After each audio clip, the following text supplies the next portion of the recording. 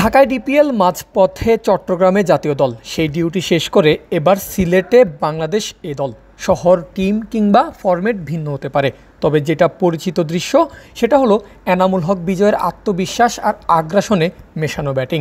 এবার হোক সেটা জায়গায় দাঁড়িয়ে কিংবা জায়গা করে নিয়ে খেলা পুল শটে কিংবা লঙ্ঘনের উপর দিয়ে মারা বাউন্ডারি অথবা রিভার্স সুইপ থেকে আদায় করে নেওয়া চার, বোলার যেই হোক বিজয়ের ব্যাট রান খুঁজে বের করেই আনে। আর নিউজিল্যান্ড এই দলের বিপক্ষে সিরিজের আগে চলছে সেই প্রস্তুতিটাই।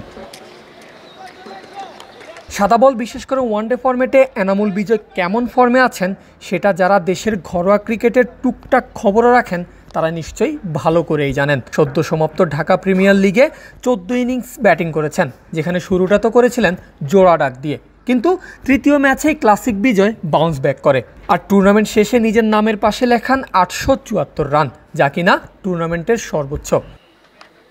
আসরের মাঝপথেই ডাক পান জাতীয় দলে, ফলে খেলা হয়নি 2টা ম্যাচ। যদি ন্যাশনাল ডিউটিতে না যেতেন তবে আসর শেষে 1000 রানের মাইলফলকটাও দ্বিতীয়বারের মতো স্পর্শ করা মোটেও কঠিন কিছু ছিল না, কারণ 2-0 দিয়ে শুরু করা বিজয়ের টুর্নামেন্ট শেষ হয়েছিল 2 সেঞ্চুরি দিয়ে। ওয়ালটন আবারও মিলিয়নিয়ার অফারে ওয়ালটন ফ্রিজ কিনে আপনিও হয়ে যেতে পারেন মিলিয়নিয়ার। পেশাদার ক্রিকেটে দেশের একমাত্র ব্যাটার হিসাবে সেঞ্চুরির 50 হাঁকানো বিজয়কে 3 বছর পর ডাকা হয় টাইগার টেস্ট দলে। ঠিক যখন 2.5 বছরেরও বেশি সময় ধরে বাংলাদেশের ওপেনিং 100 রানের পার্টনারশিপ গড়তে ব্যর্থ। আগের ম্যাচে হারা বাংলাদেশের হয়ে বিজয় নামলেন জিম্বাবুয়ের বিপক্ষে ওপেনিং ব্যাটার হিসাবে, নেমেই বদলে দিলেন দৃশ্যপট। 2022 সালের ডিসেম্বরের পর প্রথমবার বাংলাদেশের রান বিনা উইকেটে পার করে 100-এর ঘর, তবে নিজের রান 39-এর বেশি করতে পারেননি এনামুল বিজয়, কারণ সিলেটের লজ্জার হারের পর চট্টগ্রামে জিম্বাবুয়েকে 3 দিনেই হারিয়ে দেয় বাংলাদেশ। ফলে দ্বিতীয় ইনিংসে আর ব্যাটিংয়েরই সুযোগ পাননি এনামুল বিজয়।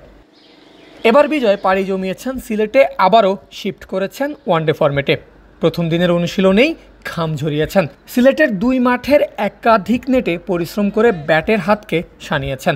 যখনই একটু বিশ্রাম নেবেন ভেবেছেন, তখনই কোচ বাবুল জানিয়ে দিয়েছেন না, আরও ঘাম ঝরাতে হবে। বিজয় শুনেছেন কোচের কথা, আবারও হেলমেট পরে শুরু করেছেন বিরতিহীন ব্যাটিং। ঘরোয়াতে রানের বন্যা বইয়ে দেওয়া বিজয় কখনোই থিতু হতে পারেননি জাতীয় দলে। এবার হয়তো সূর্যটা উকি দিচ্ছে, আর সেজন্য বিজয়কে ধরে রাখতে হবে ডিপিএলের ফর্ম। আবু রায়হানের ক্যামেরায় সিলেট থেকে পারভেজ আল হাসান, ক্রিক ফ্রেন্জি।